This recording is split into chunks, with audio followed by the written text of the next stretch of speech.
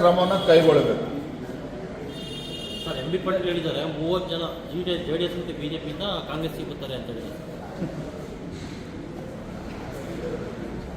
ಮೂಢ ವಿಚಾರದಲ್ಲಿ ನಡೀತಾ ಇರ್ತಕ್ಕಂಥ ಬೆಳವಣಿಗೆಗಳು, ಮತ್ತೊಂದು ಕಡೆ ಕಾಂಗ್ರೆಸ್ ಪಕ್ಷದಲ್ಲಿ ಅಥವಾ ಸರ್ಕಾರದಲ್ಲೇ ಮುಖ್ಯಮಂತ್ರಿಗಳು ಆಗಬೇಕು ಅಂತೇಳಿ ಹಪಾಪಿ ಏನು ಶುರುವಾಗಿದೆ. ಇವರ ಗುದ್ದಾಟ, ಇವರ ಜಗ್ಗಾಟ ಇವತ್ತು ಬಹಿರಂಗ ಆಗಿದೆ. ದಿನನಿತ್ಯ ನಾವು ಟಿವಿಗಳಲ್ಲಿ ಪತ್ರಿಕೆಗಳನ್ನು ನೋಡ್ತಾ ಇದ್ದೇವೆ. ಅದನ್ನು ಉಳಿಸ್ಕೊಂಡ್ರೆ ಸಾಕಾಗಿದೆ. ಆಡಳಿತ ಪಕ್ಷ ಶಾಸಕರು ಇವತ್ತು ಪರದಾಡ್ತಾ ಇದ್ದಾರೆ, ಅಭಿವೃದ್ಧಿಗೆ ಅನುದಾನ ಸಿಗ್ತಾ ಇಲ್ಲ ಸರ್ಕಾರದಲ್ಲಿ ಅಂತೇಳಿ.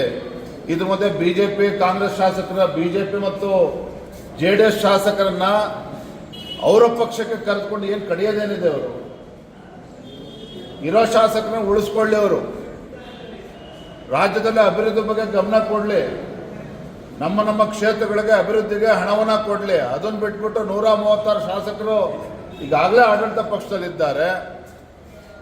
ಇನ್ನು ಬಿಜೆಪಿ ಜೆಡಿಎಸ್ ಇಂದ ಕರ್ಕೊಂಡು ಏನು ಮಾಡೋರಿದ್ದಾರೆ ಅವರು? ಸ್ವಲ್ಪನಾದರೂ ಎಂ ಬಿ ಪಾಟೀಲ್ ಅವರ ಆದಿಯಾಗಿ ಏನು ಹೇಳಿಕೆ ಕೊಡ್ತಾ ಇದ್ದಾರೆ ಅದ್ರ ಬಗ್ಗೆ ಎಚ್ಚರಿಕೆ ಇರಬೇಕು. ಇರೋ ಶಾಸಕರನ್ನ ಉಳಿಸ್ಕೊಳ್ತಕ್ಕಂಥ ಕೆಲಸ ಅವ್ರು ಮಾಡಲಿ ಮೊದಲು, ಆಮೇಲೆ ನಮ್ಮ ಪಕ್ಷ ಜೆಡಿಎಸ್ ಪಕ್ಷ ಶಾಸಕರನ್ನ ಸೆಳಿತಕ್ಕಂಥ ಪ್ರಯತ್ನ ಮಾಡಲಿ ಅವರು. ಇವತ್ತು ಯಡಿಯೂರಪ್ಪ ಕಾಲದಲ್ಲಿ ಎಷ್ಟು ಸಹಿ ವಿಜೇಂದ್ರ ಅವರು ನಕಲು ಮಾಡಿದ್ದಾರೆ ಸಿದ್ದರಾಮಯ್ಯ